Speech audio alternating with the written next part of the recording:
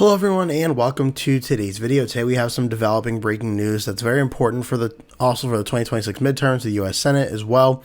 That Republican U.S. Senator of South Carolina, Lindsey Graham, has officially passed away. I do have a few screenshots and such up here on the Politics and Poll Tracker page on Twitter that go over the situation. A statement released by the office of Lindsey Graham of South Carolina said around 2 a.m. that the office of the office of U.S. Senator Lindsey Graham released the following statement. On the evening of Saturday, July 11th, U.S. Senator Lindsey Graham passed away from a brief and sudden illness. Senator Graham's family appreciates prayers at this time and asks for privacy during this incredibly difficult period. So that was the first news that came out. Obviously, it was at 2 a.m., so I was asleep, so I obviously didn't hear about it until this morning. But that was the initial tweet that came out from the Lindsey Graham Senate account. And obviously, Politics and Poll Tracker chimes in saying the death of Lindsey Graham is by far one of the most recent, shocking, high-profile deaths in U.S. politics. The news also comes as, I believe, just a day or two ago, that Lindsey Graham was in Ukraine before his death, meeting with the President Volodymyr Zelensky. So that just going on like literally hours before he passed away. And then Politics and Poll Tracker also had an updated statement or account from NBC News in their article, who said that emergency personnel responded to a call for, quote, a cardiac arrest at Lindsey Graham's Capitol Hill home on Saturday night, according to a police scanner audio obtained by NBC News. Photographs reviewed by NBC News showed that paramedics carried a person on a stretcher from Graham's home to an awaiting ambulance. Police cars and fire trucks were also on site, which obviously, now that we know this news, obviously it's easy to speculate that person was indeed Lindsey Graham. And then they reposted the article as well. Also, just some other news on the day about Lindsey Graham. And we'll get into the statement by President Trump in just one moment as well. Politico, I believe it is reporter Eric Michael Garcia, said per Politico's playbook, Graham was scheduled to appear on Meet the Press. He was a regular on the Sunday show circuit, along with Representative Ro Khanna, and then Lindsey Graham himself, Senator Adam Schiff, Val Deming, Sarah Fagan, and Jonathan Martin as well. David puts out that this has been a bad week to be named Graham, especially involving U.S. Senate races, and it definitely seems that. This is a Three Amigos tribute to, I believe it's Lindsey Graham, John McCain, and I think it's Joe Lieberman on the right as well. President Trump's official statement on Lindsey Graham passing away. Trump saying, Senator Lindsey Graham, one of the greatest people and senators I have ever known, is dead. He was always working and was a true American patriot. Lindsey will be greatly missed. Details and arraignments to follow. So sad, President Donald J. Trump. There's also a tweet about his Democratic opponent, but we're going to kind of bypass that one because that's kind of already been kind of debunked, but that's okay. So yeah, obviously this is the big story of the day. There's another statement, or retweet of the statement of Lindsey Graham dying.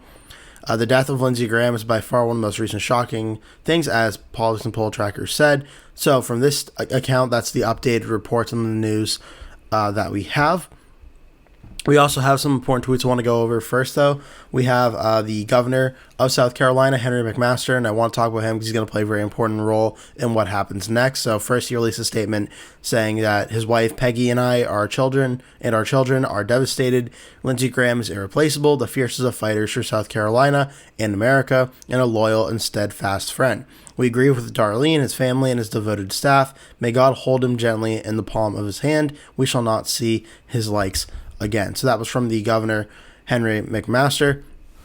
We're also going to just look up Tim Scott as well, the U.S. Senator, because he has put out a statement as well, I do believe, from 3 hours ago at the time I'm recording this. So I'm, just for transparency, I'm recording this around like 8 a.m. So right around when I got up, I just got on the mic and started recording.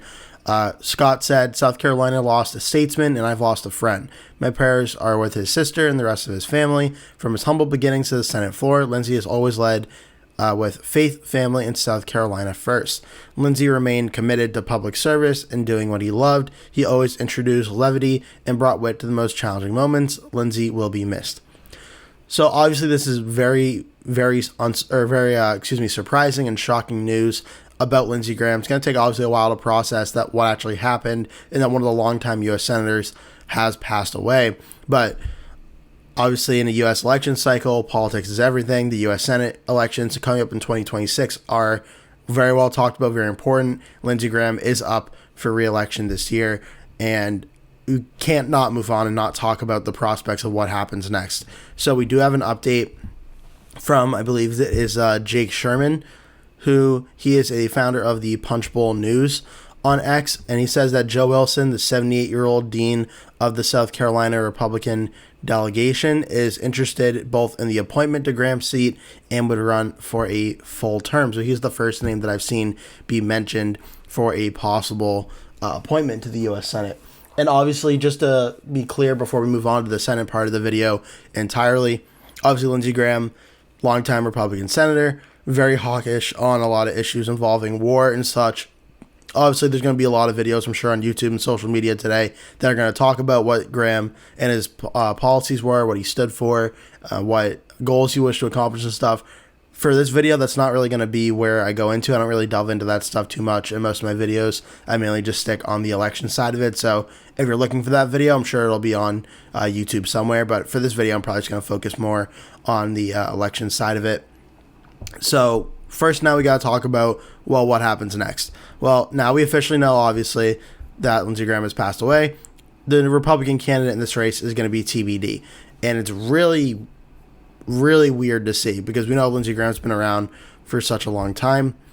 He was reelected in 2020 by 10.3% against the Democrat Jamie Harrison, back to 2014, where he won by 15.5% against the Democrat Hutto. Go back to 2008, he won by 15.3% in the state, even in an election year where President Obama was winning pretty much everywhere. And back in 2002, I don't believe he did win in 2002 as well by 10.2%. And we can go back, I don't think he was there in 1996, was he? No. Thurmond, the Republican, was there then. So Graham has served literally since the year I was born, 2002, in the U.S. Senate. So Graham has been a very long time serving Republican and senator. He's probably one of the most high-profile Republican senators. Again, as I mentioned, I'm not going to go too much into his policies and such, but a lot of his policies often put him in the forefront of media attention, news media, and always frequently being asked questions by reporters and such about some of his stances on war and such. And Graham, obviously passing away, now an open seat, leaves very big shoes to fill, especially among the Republican Party. Now, we do have to talk about the 2026 U.S. Senate race, where we do know the Democrat Annie Andrews is obviously still the Democratic nominee and will now be facing off against a new Republican candidate in the primary. And Wikipedia, since I started recording the video, has updated the news on this and what this means going forward. So the primary elections were held on June 9th, 2026. Graham won the Republican nomination with 56.8% of the vote. And I remember doing the live stream on that not too long ago. You do have to remember 56.8% of the vote for an incumbent is not a overwhelming amount. I mean, even in Colorado, we were just seeing John Hickenlooper only getting 53%, and everyone's kind of talking about, wow, look how close he came to losing. Graham wasn't really too far off, despite the fact he didn't really have a well-funded, serious challenger. Though that challenger was businessman Mark Lynch. Andrews won the Democratic nomination with 61.5% of the vote. Now, per South Carolina law, a special election will be held on August 11th, so in about a month from now, to replace Graham on the ballot. South Carolina Governor Henry McMaster will appoint an interim replacement to hold the office until the seat is filled in this election. And this is an important distinction as well right here, is that Democrats have not won a U.S. Senate election in South Carolina since 1998. And I know that's going to happen immediately. Democrats are going to say, well, now that Lindsey Graham is not running, do the Democrats have a chance of winning? And I don't want to hurt Democrats' feelings, but the answer, short and simply, is no. They just don't. Even when Lindsey Graham was running, or still alive and running in the race, obviously, South Carolina, for me, was a likely Republican state, which falls between a 5 and 15% margin of victory. And I think Graham would have won again, probably around that 10-point margin of victory like he did back in 2020. Annie Andrews won't have the money that Jamie Harrison did, or probably won't even have the media publicity that Harrison did, but the election environment being more Democratic friendly, I think would have given the Democrats enough to maybe get under 10 points, but I don't think Lindsey Graham was ever in danger of losing this race. Now it's going to be Andrews versus a new Republican, And just to give you an idea of what South Carolina looked like for the other Senate races, we can even look at 2022. Tim Scott won by about 26 points against his Democratic opponent. And then in 2016, Scott won his race by 23.6%. So as South Carolina is expected to be safe Republican on the governor level, with Lindsey Graham, it probably would have been likely Republican. Now, depending who they appoint, I would argue South Carolina, which is kind of morbid given the topic of today's video, but electorally, I think it actually may have gotten more Republican with this news, going for someone that is going to be a first-time U.S. Senator in South Carolina, not the longtime incumbent in Graham. I think there are a good number of Republicans that obviously didn't want Lindsey Graham to pass away, but would have preferred to have another Republican as a U.S. Senator, and I think a lot of those Republicans may turn out for whoever McMaster, and I would bet President Trump has some thoughts as well, will appoint. And I think South Carolina now will go over 15% margin of victory for the Republicans. And it's possible this news may galvanize some Republicans in South Carolina to get out and vote for the next candidate as well. Now, who that candidate is going to be a big topic of conversation, obviously. Now, again, as the statement from Henry McMaster said earlier, it's going to be really tough to think about, well, who could replace Lindsey Graham, the longtime incumbent U.S. Senator, again, since 2002. So a very long time serving U.S. Senator here.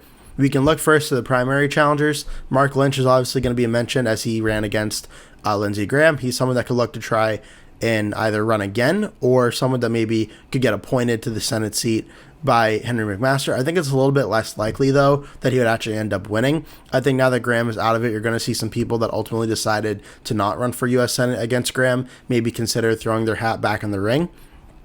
Andre Bauer, the former lieutenant governor of South Carolina, is someone that comes to mind for me because he was briefly running for this race and ultimately dropped out. Clearly didn't see a pathway to victory in this race. He's someone that could consider getting back in. The name that I've seen going around a lot is Ralph Norman, the U.S. representative of the South Carolina 5th Congressional District. And I think this is where a lot of things start, and I'll start with the 2026 governor primary. We know Alan Wilson, the Attorney General of South Carolina, won the primary, defeating Lieutenant Governor Pamela Evette.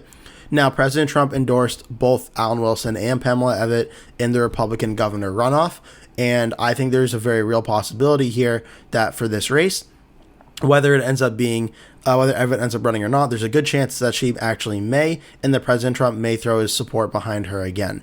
I think Nancy Mace, given everything that transpired with the Epstein files and President Trump being very vocally against Mace on her doing with that, I would imagine Mace, even if she did decide to run, I don't think she would get Trump's endorsement. McMaster is a close friend of Trump. I don't imagine that she would be one of the leading people to get this race. But I think Pamela Evette, Ralph Norman are two names I could certainly see being the Republican candidates. Obviously, if they want it. If they don't want it, then they won't be. But I think just when you asked me like early on, like who do I think are some of the top Republicans that could replace Lindsey Graham, I think Pamela Evette and Ralph Norman are two people whose names immediately come to mind for me, which both of them coincidentally are currently a lieutenant governor and U.S. representative, and having lost the governor primary are both technically out of a job come January. So Pamela Evette and Ralph Norman, I think, would both very much be open to being the Republican U.S. Senator. And the question will just be, does Trump choose to go for Pamela Evette or Ralph Norman? Norman, being a U.S. representative, may have dealt with President Trump more in Washington than Pamela Evette has, so that maybe gives him a slight advantage over Evette. But I think it's pretty even for Evette or Norman, who I think could end up being picked by Trump. But the speculation, obviously, is going to fly for who ends up replacing Graham, but I would bet Norman or Evette right now as the early leaders in this race. And again, I'm recording this video around 8 a.m., so we'll see how it develops if any news breaks about who McMaster or Trump could potentially be thinking of supporting for this news. For the general election, though, I mean, obviously no updates yet since the news broke, which today is July 12th, but most of the rankings, some have it as safe Republican, some have it likely Republican. The Economist even has it as lean Republican.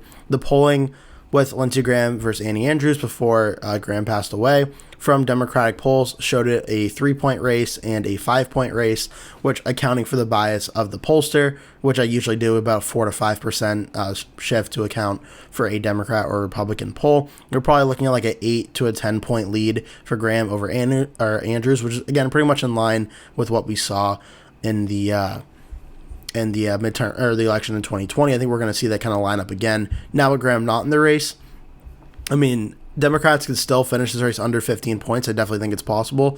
But if it's Ralph Norman or Pamela Evitt, I think being first-time candidates in terms of U.S. Senate, they're not going to have the track record of Lindsey Graham. They don't really have as much to run on. That actually may be a little bit of a blessing for the Republicans in terms of a margin of victory standpoint. So today, for this video, obviously the news is very somber. Not really something that you always love to talk about, but Lindsey Graham has officially passed away. For the 2026 Senate elections, I think either Pamela Evitt or Ralph Norman will be appointed, and whoever the Republican ends up being, I think will end up winning this race by about 15%, which will be a safe Republican win.